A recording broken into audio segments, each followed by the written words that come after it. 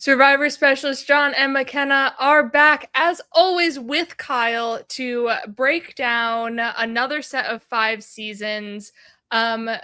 Phil was too scared to face me against Parvati into a final tribal councils, so he decided not to show up for this one because he was a little scared.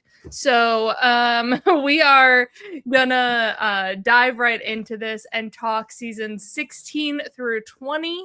And I am excited because this is a great crop of seasons.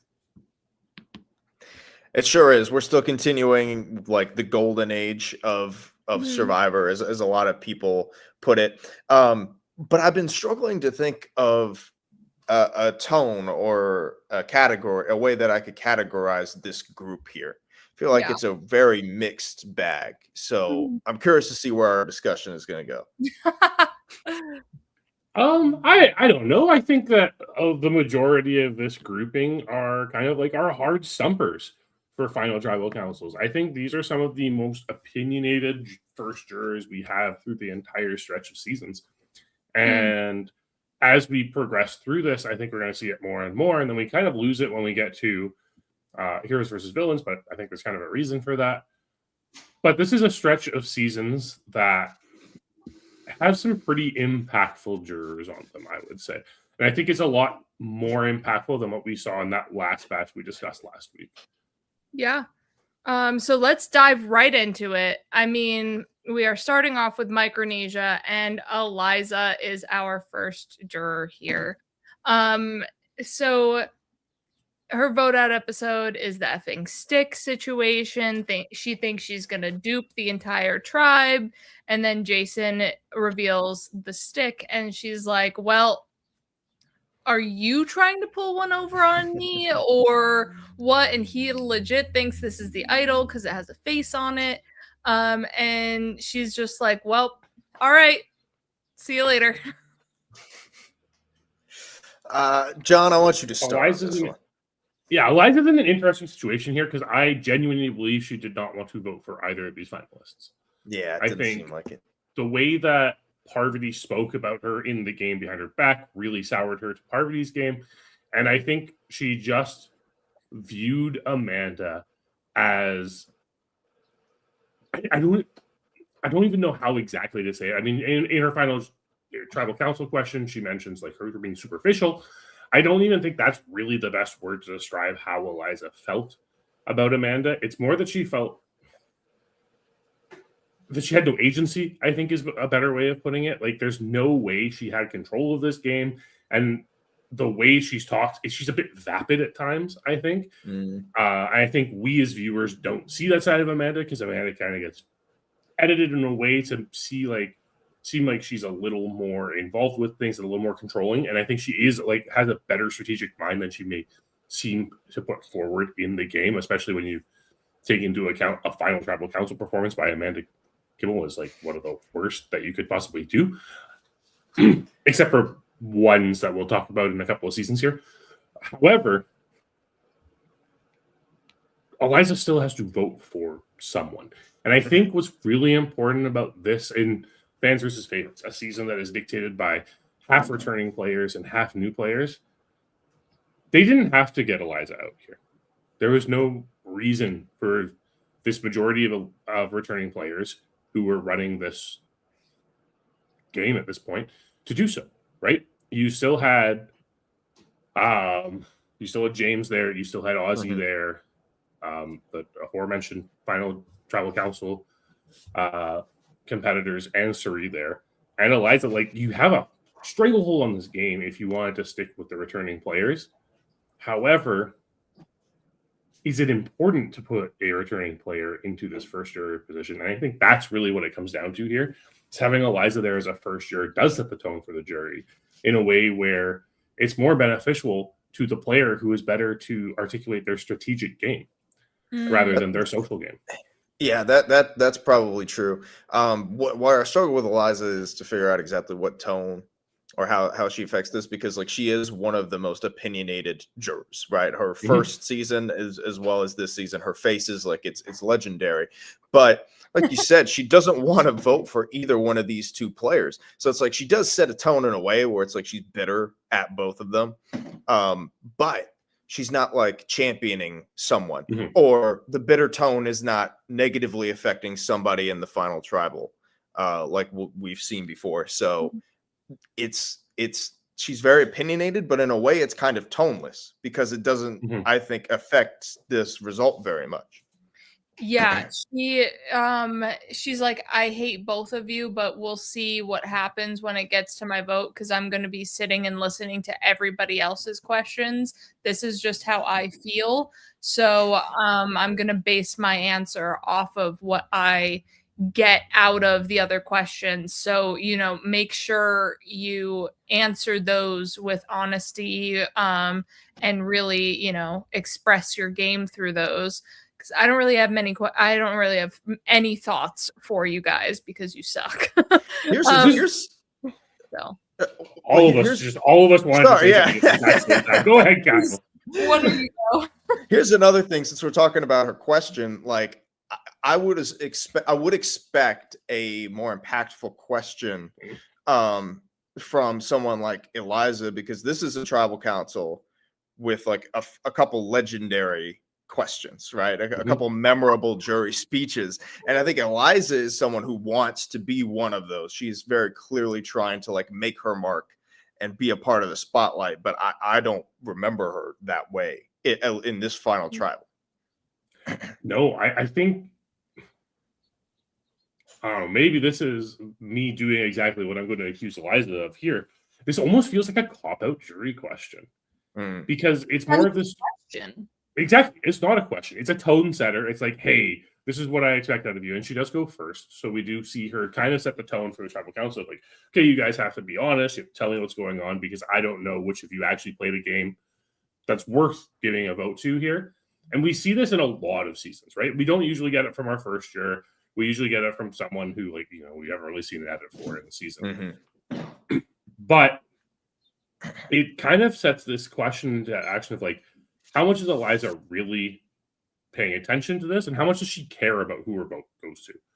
And I think that's the interesting thing about investigating Eliza as our Mayor of Ponderosa in this season, because ultimately she's not a bitter juror, I would say. I'm getting ahead of myself saying this. No, I think I agree. She's not a bitter juror. She just doesn't like these people. But she takes her responsibility as a juror very seriously, I would say, especially as someone who works in law. I would imagine she takes her role as a juror quite seriously. But, and again, Final Tribal Council is several hours long. We see a very short and condensed version of it, but that's all we can really speak to, because that's what we're shown. So I'm sure there were actual questions from Eliza here. This just seemed like the most pertinent to the outcome of the season. I think it's really interesting looking at this as, okay, we have the mean girl and kind of the ditzy girl here.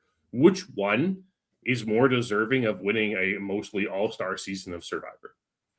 Yeah, and I agree. I think she is better because she does analyze it as their games, because she even states in her final tribal council question, Parvati, you did things that weren't necessarily game related, like talking about me behind my back. And Parvati does a lot more, I guess, mean girl energy things to Eliza throughout the season, because they were together the entire time.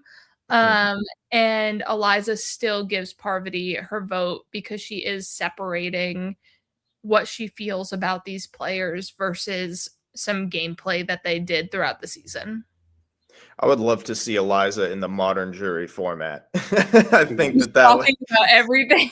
that'd be something to watch, because like you said, all we see is this snippet of her in her question. There's a lot that we don't see. So I would be interested to see, when it's an open forum discussion, how much she is jumping in there and what she is asking. Yeah, it's a really good question, because, and that's what's so weird about this being Eliza's final tribal council moment in this season. we know Eliza's a much more opinionated person. I was going to say, I feel like this speech should be more like Corinne, and it's not. That's what I'm saying. I don't think it would have the vitriol that Corinne's speech has, but it does feel like it should be a little more pointed. It should have a little bit more examples way as to what's going on, and at least like kind of push it one way or another. Because the big thing that I find out of this is, yes, we know in retrospect Parvati gets her vote, but we don't quite understand why that is and why it's Parvati over Amanda here based on how she's presenting herself in this jury. I think she's also just saying like, this is what I think, but I'm going to watch everything else. And so probably based on whatever else she listened to, since she was that first question, and we know Amanda tanks final tribal councils. Yeah, that's true. it just all leads to roads go to Parvati. Yeah, I think obviously Amanda, as I previously mentioned, has some of the worst final tribal council performances of all Survivor history. And that does make it a lot easier for Parvati to get votes if there is someone like Eliza who does seem like she's kind of up in the air about which way she wants to go here. And she needs that something to push her over the edge. I think what's really interesting about the way this vote breaks down is Amanda only gets male votes. So because of that, and I think it's also interesting when you pair Eliza with the last year, because I think the last year is also incredibly important when it comes to these seasons as well. Maybe next summer. We'll talk about that. Yeah. But I think that's very important when you look at, are they aligned or are they not aligned? In this instance, we do see them aligned, right? We see them, we see it where we have Eliza and Suri in these instances, both of who do end up voting for Parvati, right? And I think a lot of that does have to come from respect for the game. And when those two are in line with each other, then how does it fill out the rest of the jury? And you look at it, right? The other votes that end up going Parvati's way are Jason, who was closely aligned with Eliza. So that makes sense how that influence was there. And you know, Alexis and Natalie, who are both closely aligned with Parvati, but are also are there and will probably, if you're looking at that jury, who do you think those two are spending their time with out of Jason, Ozzy, James, or Eliza? Yeah. Here's something else that's interesting that I don't think we talked much about, but like when the third place or the final juror is the person that a lot of people would have voted for in the end, like how does that change things? And for this season, new series idea. Yeah, here we go. And like they were probably expecting this to be a final three, right? And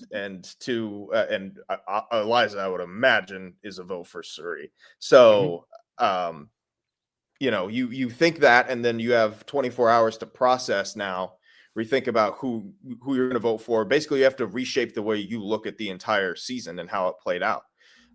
So I don't know. I don't know if that factored in here, but I just thought that was interesting. How when you have such little time to like reorganize the way you saw the game.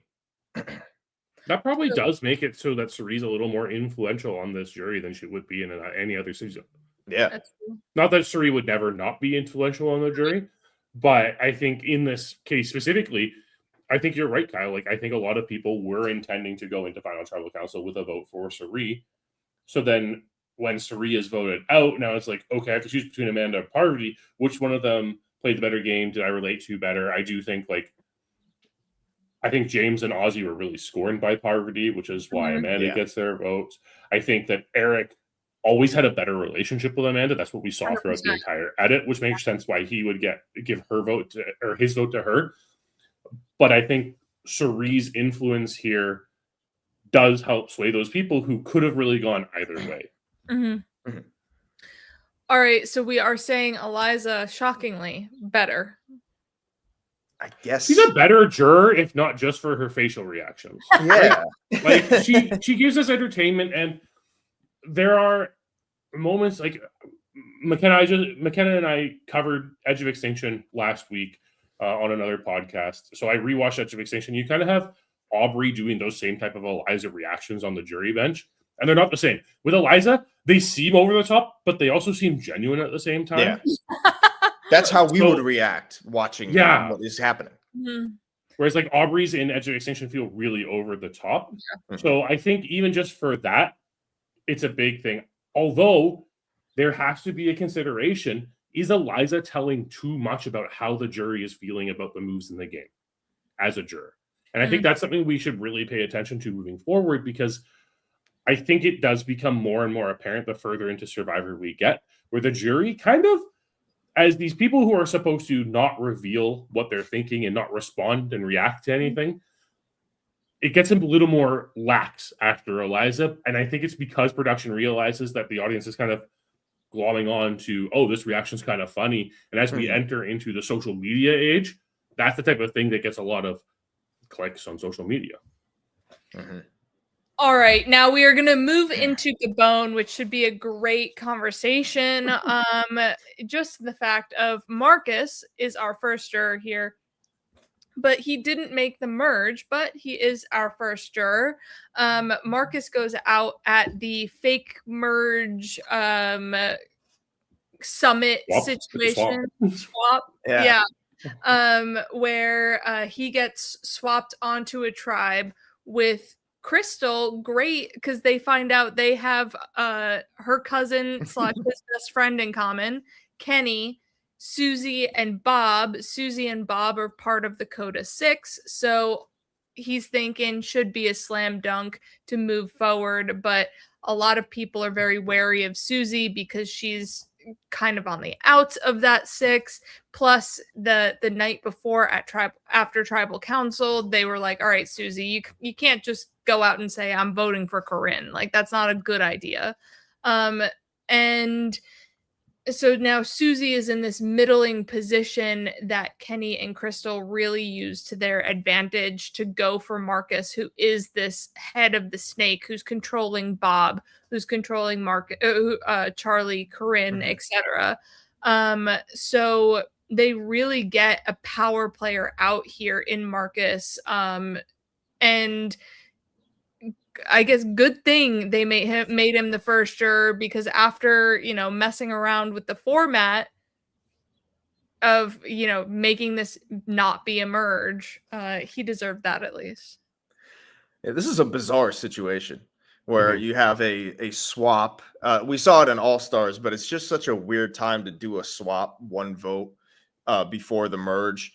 It's in a spot where Marcus found the idol or at least had possession of it and threw it away, which is, what a shame. Yeah, Marcus is actually the one to physically throw the bottle. Oh my gosh, yeah. I wonder how long he thought about that. Convince everybody that we shouldn't do that. Like, the fact that it's Marcus and he goes home with that, it's crazy. And what I've heard, just as a rumor, I think Randy has said that this swap was like a last minute thing that was put in to stop a Marcus steamroll. I can confirm Randy Bailey has personally said that to me. He said that to you? Okay, yeah. And he has personally said that to me, that this was, they actually were pulled for this merge and had to wait several hours before being pulled in, as production decided whether or not they were going to merge them or swap them here in order to avoid a Coda steamroll of the entire season. Just let it happen. So I personally think that Marcus is probably the most screwed player who's ever played Survivor, because I think without this, I think Marcus wins the game. I think the Codas dominate. The Onion Alliance dominates, and Marcus is in the best spot of that alliance. So without this, I think we're looking at the winner of the season, but instead he's the first juror. And he takes it surprisingly well. Yeah, I think Marcus comes in with a good head for the game, and he really understands what's going on the entire time. I think the big thing with him going here is you see a very different post-merge. Like we said, like Coda probably does control that entire post-merge instead of Kenny and Crystal kind of ending up running it instead, which is fascinating. Gabon's awesome. Go and watch Gabon again. You're underrating this season. It's okay. But Marcus is in such a good position with his alliance with Charlie, within the Coda 6 and everything. But I think he comes in with this real game-heavy strategy, game-forward strategy, I would say. And I think that's the way he approaches the game, which is what makes him as a first juror so fascinating in like the worst gameplay final three we have in the entire series. It's also his mismanagement of Susie that's his downfall, but at the same time he didn't know that he really needed to manage Susie as much as he did because he wasn't expecting a swap. If he knew that maybe a swap was on the horizon or we weren't going to merge, then it would have been fine. He doesn't need Susie. If she flips, it'll be 5-5, which isn't great, but at the same time she's not going to flip to tie the vote. She's going to flip, but she's going to stay the course most likely. So the fact that he didn't manage Susie was his undoing. And then they had a conversation after the immunity challenge, like, well, I'm just going to be 6 if I stick with you guys. If I twist something up here, I at least have a shot at not being 6. So the reason why Marcus goes home here is because he didn't make me, Susie, feel comfortable. So he really needed to be like, even more so be like, no, Susie, what are you talking about? I have you in my final 3 plans. Me, you, and Charlie are going to the final 3. I thought that would have been obvious or something like that, where he's like, wait, no, why would you ever think that you weren't in my final 3 plans or something like that, where he didn't really add to her doubt, or he didn't take away from her doubt in him. Well, Gabon is such a messy season that it's like it's hard to get a tone from this. You know, like how Marcus is bitter. Everything is bitter. Nothing makes any sense. Like I don't know what I'm supposed to get from Marcus as a juror. You know, in terms of setting the tone. Like I know he's about Ponderosa too. We have my Ponderosa now. That's right. This is where it starts. I totally forgot around about the time that. it starts. So, I mean, he is the leader of the Onion Alliance, and him being the first juror as they all come in one by one, like I think that they would probably look to him and to where he is, to where he's voting. And I guess he just, you know, wanted to vote for Bob instead of Susie. I think what it comes down to with this, when it comes to Marcus, like I said, in order to really understand Marcus as a juror, we have to understand this final 3. This final 3 that consists of Sugar, who was never getting any votes from this jury, no matter what she did, because she just pissed everyone off. And you also have to kind of understand Gabon is a season where this is the season where literally everyone hates each other. There are like 2 people who like each other in this entire season as Marcus and Charlie. You mean Crystal? Do they really like each other? I mean, Charlie likes Marcus. Yeah, that's what I'm saying. But then you had Susie, who I think this moment here is kind of what ends up. It's one of the ways that cost her the game. I know we have Randy going on record being like, hey, like, I probably should have voted for Susie. Susie probably should have won Gabon. But if you look at the fact that Susie loses by a single vote to Bob, who kind of just the nice guy who ended up sitting at the end and ended up getting 4 of the 7 votes. But if you keep into mind, like, just look at the way that Marcus approaches Susie at this final tribal council. This idea of like, it's just a game, cause you to like shirk off this demeanor of like being a mother and being a child educator, right? Like you just like got rid of that. It's a game. I can do what I want. I can lie. I can steal. I can do whatever. When you take that into consideration, looking at this, like that could very well be what cost Susie this game. It's just mismanaging this moment. But this feels like Marcus just being a little bitter towards Susie for actually getting him when he was in a situation to likely win the game. And with this, he didn't even ask Susie a question with that. He just said a statement, moved on to Bob, being like, as a parent, you need to choose when to take responsibility and things like that. And did you ever do that in the game? And Bob basically said, no. and then moved on. And I was like, what is going on here? No wonder Marcus had a tough time voting at Final Tribal Council. Susie didn't even get a chance to answer whatever she could have with this question. And then Bob just goes, no, why I need to be responsible when I agreed with what you guys were doing in the game. That was good enough for me. These really may be the 3 worst performances in Final Tribal history, and they all come from the same season. Yeah. They're all That's what I was saying. Amanda gets a pass. Amanda gets a pass because these 3 tribal councils happen. Yeah. But one thing that I want to discuss a little bit here is if Marcus does get even more robbed and he's not on the jury, Charlie here is the merge boot, and since Marcus votes for Bob, we have a tie at Final Tribal Council, which means Sugar then has to vote for the winner, and Charlie is the first juror, and I don't think Charlie necessarily changes anything if he is the first juror over Marcus. I think they play very similarly, so I think we probably have this split vote with Sugar deciding the winner, and I think we still have Bob because Bob was like her father figure in this game. But the fact that we could have gotten the tie vote situation in 17 instead of 36, wild. That is wild. I don't think Survivor was ready for them. They wouldn't have let that happen. No, it wasn't. 6-person jury would be wild. I don't think you can have less than a 7-person jury. I just don't think it really works. But I think what is really interesting here is that with the exception of Randy, who was originally on Fog, but like kind of got entrenched with that coda after the swap, like Bob gets the coda votes, and that's really what it comes down to. And it's because Susie flips on that swap coda alliance. Right? So I think that's really interesting to take into consideration here. It's kind of almost like a Kagayan situation where it's like the flipper is the person who will never get the votes at the end. Yeah. Even though, maybe Susie deserved them for being the flipper. Like the thing is, it's like the cast of Gabon knew the game of Survivor so little that they were never going to just reward the person playing the best game. And that is something interesting when we compare Gabon to Micronesia. Because Micronesia has seasoned players who have played the game before.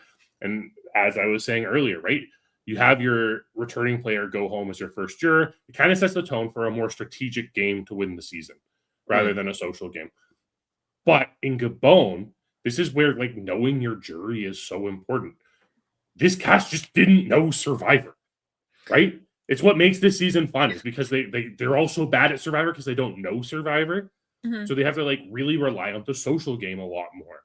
And because of that, you had to know that going in. And that's where I think Marcus comes in as juror. Marcus comes in and is invalidated by what Susie did to him. And one of the most important things you need to do as a final tribalist is present your case to the jury as to why you are their surrogate to win the season. And I don't think Susie could do that for Marcus because she betrayed him. And like Marcus is just not the type of person who's going to let that go because he's not thinking, as much as he is like a savvier game player than most of the people in this season, he's still not thinking game forward when it comes to who he wants to represent the season. So is Marcus bitter, better, bland, basic, or whatever other the B's Kyle decides? I'll come up with another one next time. What are we thinking about Marcus? Basic. Yeah, he's a little bitter. He is a little bitter towards Susie, but I think overall he's pretty neutral. I'd put him more towards bitter. We didn't even talk about the question he asks Sugar, which is how are you going to use the money? Oh, I forgot about that one. Yeah, right. Like Sugar's there, and it's like, how are you going to use the $1 million? And would you honor a family member the way I would?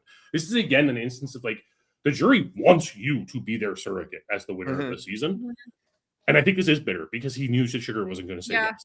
Right? Like I firmly believe Marcus is a bitter juror. He might be. I had an interesting thought just off the top of my head. It's a hot take. Susie might be the second closest person to ever winning Survivor. Yes, that is. I think you're correct. Okay, good. Yeah. Yeah. After Dom, I was like, Yeah. it really might be Susie, because voting off Marcus, like, she literally couldn't have almost done any better by making that move to vote him out. Like, it's really a tremendous move. But you will never remember it because this season is such a mess. All right. Moving on to token sheens, we have Brendan as our first juror, because we have Joe get medevaced right at the merge. He probably is still pre-jury anyway, but so Brendan is the dragon that Coach has to slay. He is like walking target number one. It is present throughout the entire episode. They hide nothing throughout the episode of who is going home, and it's Brendan. And yeah, anybody want to go and talk about Brendan? Well, Brendan really, he sets a very unique tone on this reward, where he says, if JT wins the game, it's like I'm winning the game, which is something we really haven't ever heard again in Survivor. Like, you wouldn't hear this. Now, Brendan is worth $80 million and, doesn't need this money, but still, he's what? He's worth like $80 million or something like that. Something he's brand new today. Yeah. He's yeah. He's one of the wealthiest people. I don't know if he was at the time, but he is now. So for him, it's such a crazy thing to say, and it lets you. This is the thing that people point to when they talk about how great JT is like this moment right here, where people are willing to lay down their game for him to win. And if he wins, it is as if, like you said, they're surrogate. It's like, oh man, I love this guy so much. If he wins, it's like I'm winning. And that's unlike anything we've seen. Yeah, that's the thing, is people kind of credit JT for having this magneticism around him that made it so Brendan would say a comment like this, and you can't discredit the man for that. However, this also really does fall on him as a first juror. If Brendan is going in as a first juror being like, JT wins, I win, what is he saying to every single person who gets voted out of the game from there on, right? Like, yeah. Even if you feel a type of way about JT, Brendan is going to be like, no, he did it because of this reason. It's totally chill. Exactly. Vote for JT. Yeah, he's going to be able to justify absolutely anything JT does. I don't think there's anything JT could have done wrong to not get Brendan's vote here. Yeah. and that is something that's really impressive. And does that make a good first juror? I think that's kind of the question here. Is like, it's impossible to say he's a bitter first juror. Brendan is clearly not a bitter first juror, but is he actually a better first juror? I don't know, because is it good overall to go in so heavily favoring someone into final tribal council? Or at this point, upon exiting the game, being so heavily favored towards someone that it doesn't really matter what anyone else is doing, despite the fact that Steven is working his way through the game and everything. And that, of course, like it's so hard to judge in this one because JT does come out with the first perfect game in Survivor history. But how much of that is because Brendan's just sitting there being like, man, isn't JT just the dreamiest and the best guy ever? I guess our B word is backing. Juror. But yeah, Brendan says in the episode, yeah, JT's a threat, but I want to take him to final tribal council because if he wins, I win. So, let's do it. And as Coach says, iron sharpens iron. Yeah, like you said, we have seen it backfire when somebody is so like gung-ho about a finalist, but it also has worked, and Brendan doesn't go like all in on JT like we see in later seasons.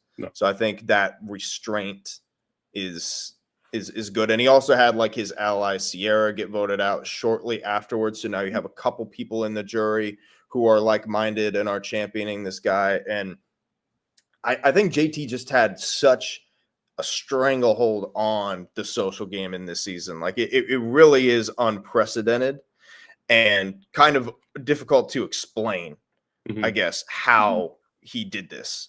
But there was something about him where on this specific jury, even if Brendan wasn't there, I think this same result would have accomplished. He just had such a lead on Steven in the social department that I think this was always going to happen. And his final tribal gosh, I can't say this tonight. Final tribal council question. He basically says, like, Steven, like, we shouldn't necessarily award you the money in the game for like a participation award or most improved award. It should go to someone who did the best throughout. And JT adds that, like, learning something doesn't make you better than someone who already knew how to do it. So, like, Brendan is starting off with Steven on kind of like a lower note of like, hey, let's talk about your opening words and let's knock them down a peg so JT can, use the peg to climb up a ladder rung. What Brennan does here is kind of just set up JT for just tribal council in general, right? Like, one of the things that's really impressive about JT's final tribal council performance is that he's able to just slightly twist everything Steven says to invalidate it. And Brennan really sets him up there by saying, okay, Steven, you said this, but participation trophy, like most improved, isn't an award that wins something, even though like a lot of the times it can be. Just putting that out there. That is actually a valid way of winning things sometimes. It's a literal award in sports. Most improved player. I mean, I'm sorry, I'm NHL minded as a Canadian, right? But like the Jack Adams Award, which is the best coach of the year, often like when you get into consideration for talking it, it's like, hey, what team sucked the most last year? Oh, yeah. Right? Yeah. Like there are ways of winning things for being most improved. Sure, it isn't like the grand prize a lot of the time, but sometimes it is. And Brendan just sets it up where JT can be like, okay, but like you're good. Okay, you got better, but I was already this good. Like, and you can match me. And I think Brendan really does set that tone for JT to be able to do that for the rest of this tribal council. Agreed. So if Joe is the first juror, I don't think anything changes, obviously, because Joe was Jalapao and part of the 4 that came in. But his relationship with Erin, that we saw in this episode a little bit from her eyes, and she's the final juror, like we were talking about, it could have some sort of an impact if JT wasn't just so dominant throughout the game, but because JT was just kind of steamrolling everything, I think even if Joe is the first juror here, we have the same exact result. Yeah, I think the thing is it's really interesting with Joe because he was medevac, right? So he's never betrayed out of the game or ever on the wrong side of the numbers, so it doesn't really impact the way he would view the game, which just means that I don't think it really influences his decision I don't think it would influence his decision as to whether or not he wants to vote for JT over Steven here. Right. And just like circling back to Brendan for a second, Brendan was voted out with an immunity idol that JT and Steven knew about, and like still isn't bitter about it, really. Like, well, because he said in his final words of like, how am I supposed to be bitter about this when I didn't know it was coming? You can't be upset about something that you didn't know was coming. Isn't that great? Would it be great if every Survivor player just? I was like, you know what? I need some bitterness. Great final words. I was like, this is a great way to view Survivor by going out with an idol. Yeah, I think it just goes to show that Brennan has a lot of respect for the game. Better. Here's an interesting thing though, is that he calls Steven most improved, or says, which implies that Steven was, bad at the start. But Brendan and Steven were in the Exile Alliance together, which is very forward-thinking strategy. So it does surprise me that Brendan did not consider that or hold that in higher regard, because it was clear from the start that Steven, was very smart and good at the Brendan game. continuously fumbled the bag on the Exile Alliance. Yeah. throughout the entire season. Like, that could have been so much stronger if Brendan was better. That's right. He was the one that screwed that up. On multiple occasions. I think in the end, Brendan is a better juror. I think even though like he does go in stumping for JT here, I think like the way he approaches the game, the way he approaches his final tribal council question isn't in a way to make anyone look better or worse. I think he's genuinely just looking for clarification from Steven to be like, okay, how is this? Like, make your argument. And Steven kind of fumbles the bag a bit, and JT just continues to like throw more bags at him for him to fumble. All right, let's go on to Samoa. We have Eric Cardona as our first juror. He is another one that kind of simps for the winner and really pushes her to the win, maybe by his convincing final tribal council speech. It's not even a question, it's just a statement, and he says it last, so these are like the last words that you're hearing. And I think it's hard to judge Eric because I really do like some parts of his question and how, like maybe who you think is the least deserving is actually the most deserving to win the game. And he really is running a lot of galoo. People think, Eric is going to make the decision, tell us what the vote is, and then we go and do the vote, is what Shambo says.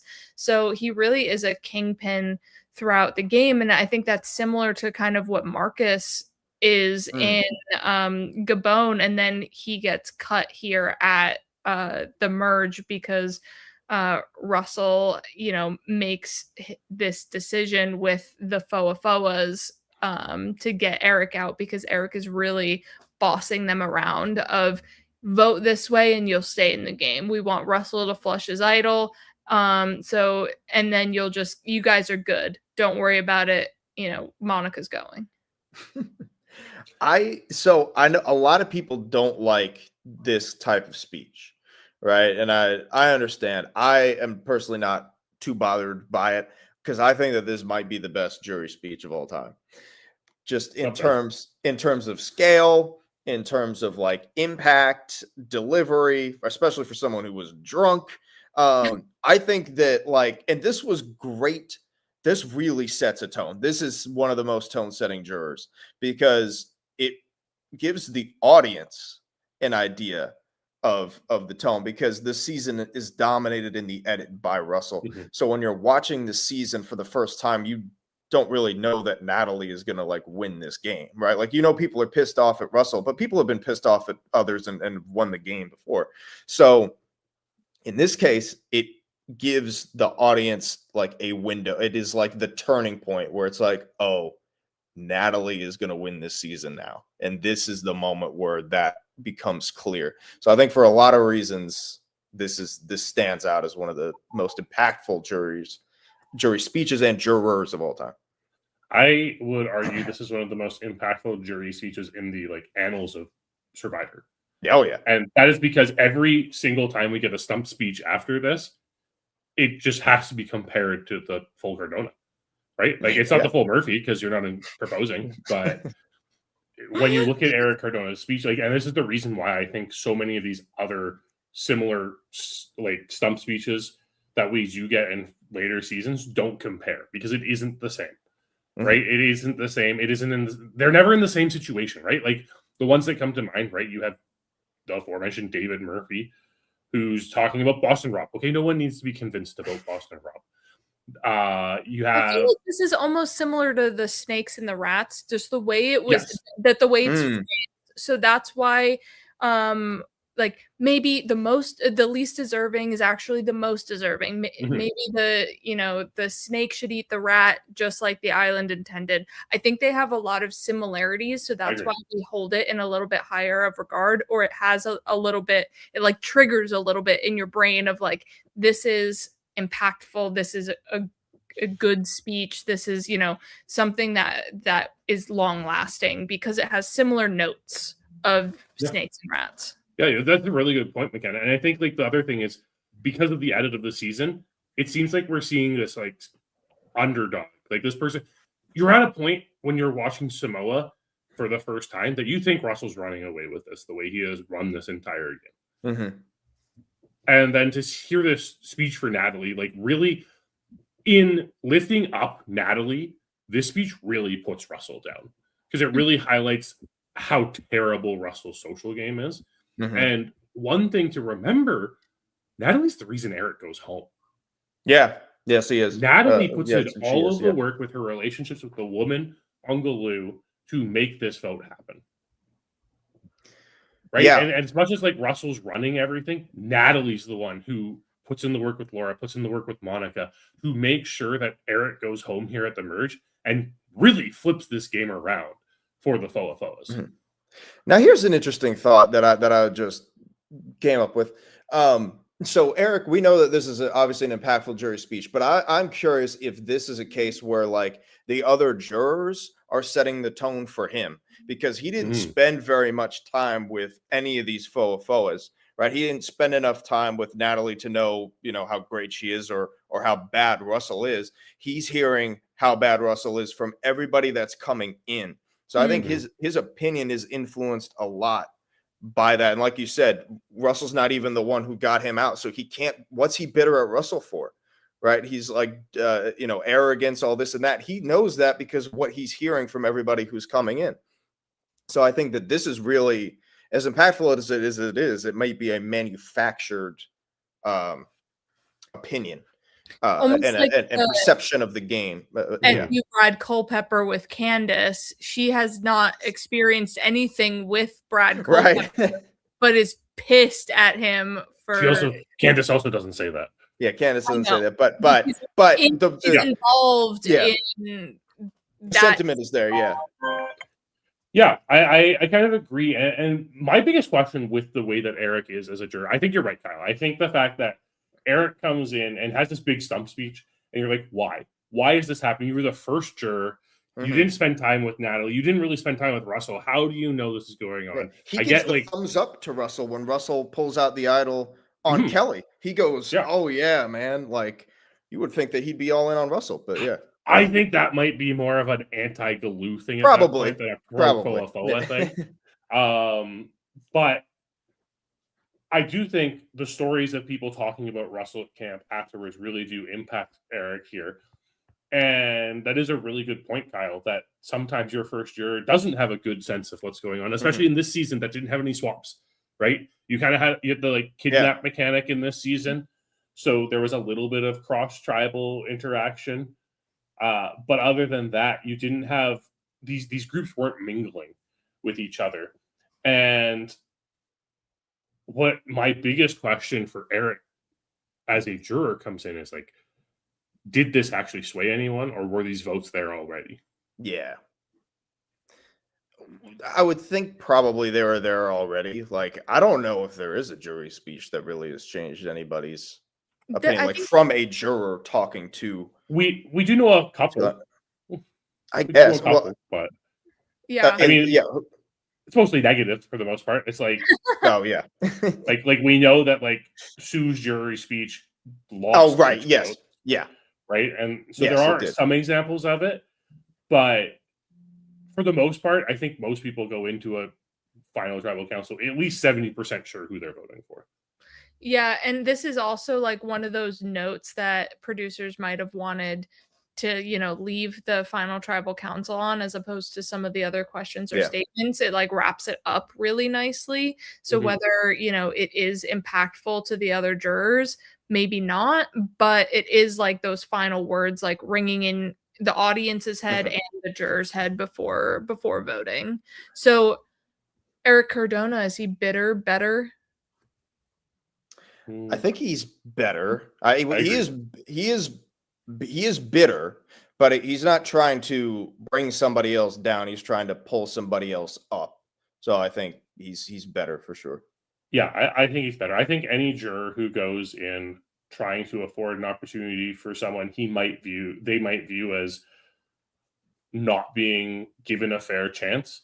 I think that is a good way of looking at it. Like, he's picking people up, where a lot of, like, we've already referred to some tribal council speeches like Corinne's in the 2 seasons prior to this, right? That put people down. This is one that pulls people up. And I think when you're pulling people up, it's always a better aspect for the juror. And Natalie's never going to do this on her own. She's not going to give herself this kind of grandiose, uplifting speech. Like, Tony will do that. Spencer does not need to do that for Tony. Yeah. But for Natalie, it's different because she won't do this for herself. Yeah. Alrighty. Now we are on to heroes versus villains, and Coach is our first juror. And I feel like everybody was shocked once Jeff said, and our first juror, Coach. But he blames Russell, or he blames really Jerry for Boston Rob going home. And now that he needs to align with Russell, to get either Sandra or Courtney out because they're weaker. He is so focused on challenge performance and that kind of strength, and not necessarily inner strength, because I feel like Coach can swing a few ways with strength and honor and integrity and all that, where it can be like an inner strength to persevere, to move forward, but also physical strength within the challenges. So he is so focused in Final Tribal Council of like, Parvati, you actually surprised me with your strength and your prowess. And Sandra, you kind of were just there. And Russell, you were a little man in stature and in character, which is what Rob also calls Coach. You're a little man. So there's that too. But Coach ultimately votes for Parvati here.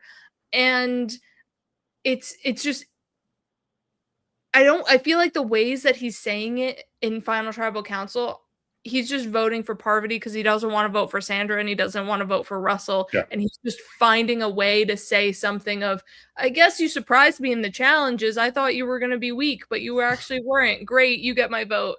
Like, he doesn't really have a good reason why he's voting Parvati. It's just, he has many reasons why he's not voting for the other two. Yeah. I think one of the big things here with Coach is I think Coach is a terrible first juror. I'm just going to put it out there right away. I think because of the way Coach approaches the game, like all 4 times we see him, terrible personality as your first juror. And I think that is why he ends up voting the wrong way here at Final Tribal Council. Whoa! He doesn't vote for the winner. That would be considered voting the wrong way, McKenna. Okay, technically. Technicalities here. I will stand by it. And like, he doesn't seem to be in touch with the rest of the jury, right? Like, you look at the people who vote for Parvati, it's Jerry who was with her the entire time. It was Danielle who was with her the entire time. All the heroes vote for Sandra. Courtney votes for Sandra. And I think what it really comes down here, Coach was looking, I think you're right, McKenna. I think Coach was looking for an excuse to vote for Parvati, even though the easiest thing he could have said was like, Parvati, you duped me. Like, but the problem is in doing that, he gives credit to Russell as well. So we had to takes credit away from himself. Like, he is admitting. Takes credit away from himself. That too, right? Yeah. And I think that's really what we see in Coach, and that's why I don't think he's a very good first juror, because this is someone who is so proud. He is such a proud man that if you don't feed into that ego, you're just not going to get his vote. And this is again a situation of like being able to play into a juror. The thing is like, none of these 3 people were going to feed into Coach's ego. So he just had to go with the one who, like, I guess he liked the most. And also, Coach isn't a very impactful first juror because nobody takes him seriously enough. Yeah. So if that was what I was going to say. Sorry for stealing your thunder. Oh, no, that's all right. Yeah. Means it was a good thought. So, Coach is, if he goes out and is like, all right, Parvati's doing this, that, and the other thing, or like trying to, explain away some of Parvati's, mishaps or whatever, they're not going to take him seriously enough to really go for her as the winner of the season. They're still going to stick with somebody else. Now, Courtney comes in next and is the biggest Sandra lover on the jury. So she's now pushing that Sandra narrative for some people as well. So, I mean, we can touch a little bit here on Courtney because she's the second juror, but she doesn't make the merge. The actual merge boot is JT. I think Courtney being the second juror really impacts a Sandra win here. And I do think JT still keeps that Sandra win, but maybe he's a bit more open because he is a bit it's a game. Like we all came here to play, but Sandra was the one to reach out to the heroes to be like, hey, shit's going down. Don't trust these guys. And they said, no, we're going to keep doing our thing. Russell's good. So I still do think that even if the jury starts with JT, who was the merge boot, that we still see a Sandra win.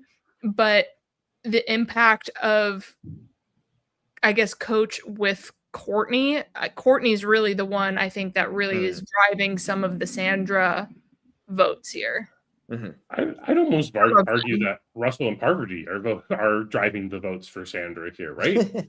I think as much as we don't want to say the heroes are bitter, the heroes are bitter. Like it's a bitter group of heroes, and they don't like the fact that that one was pulled over on them, but more importantly, they don't like the way it was pulled over on them, right?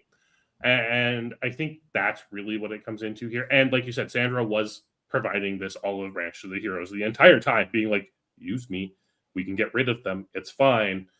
And I think when we look at Coach is just not involved in any of that, and that's the thing. And this, I think, jurors is just so whacked to me. And we discussed this a little bit earlier with Brad last episode, but it's these pre-merged jurors. How can they have influence on the game if they haven't even fully played with half the jury? Well, yeah, this season had no swap. Jury, I mean, it had it had no swap. Like Fiji and Cook Islands and Gabon, like at least they all had swaps. Like this is one where luckily everybody in the final tribal was someone who Coach had met, but there's a chance he could have met none of them. So, and we also with this we get the anti-Russell train started right away with Coach. Whereas, like I said, with Eric, he didn't really spend enough time with Russell. Russell's social game got worse and worse as time went on. Now, in this season, it still got worse and worse as time went on. It just started earlier because now the people who started the jury had been with Russell.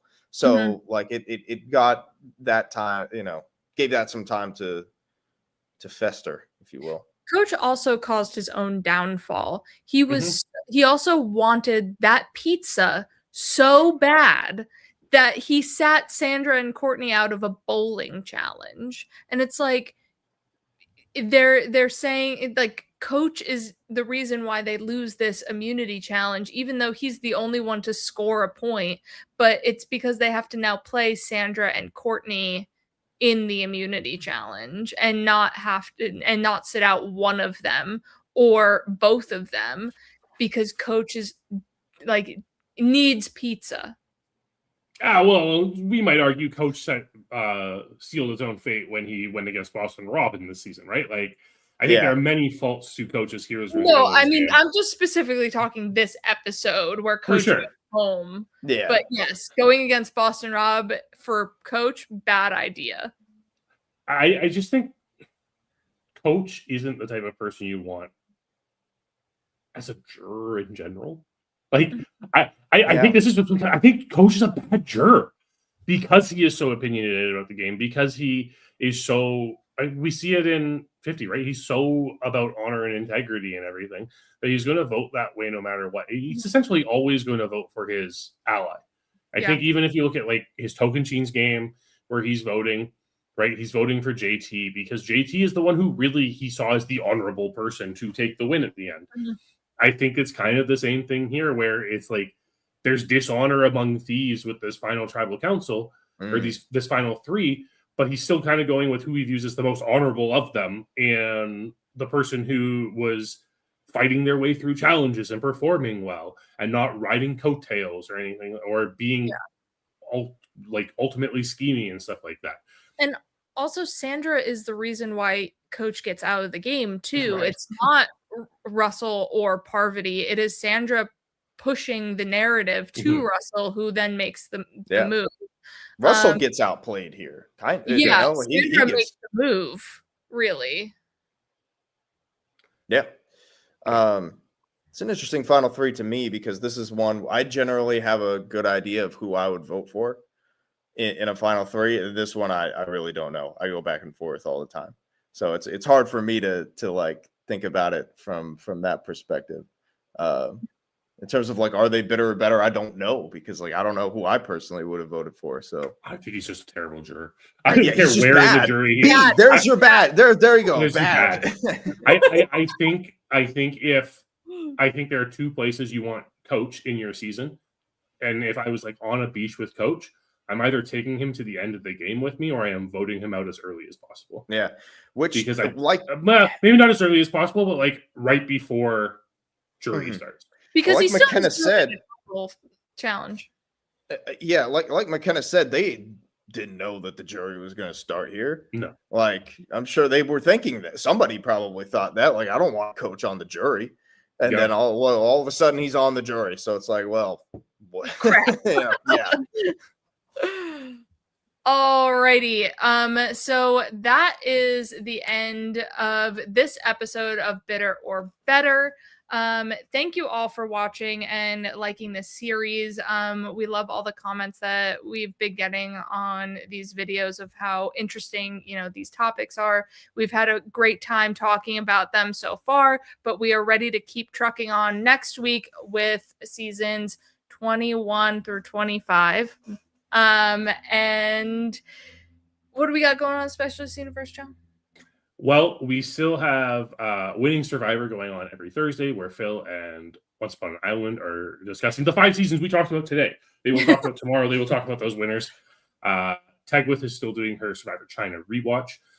She had an episode of Surviving the Fandom earlier this week, which is really great. So make sure to check that out. And on Tuesday, we will be premiering the start of our 5-episode series where we are ranking the Survivor winners.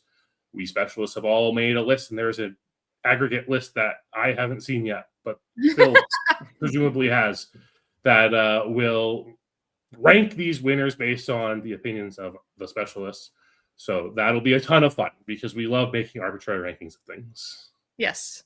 All right, everybody. So you will catch us next week with another episode of Bitter or Better. Goodbye.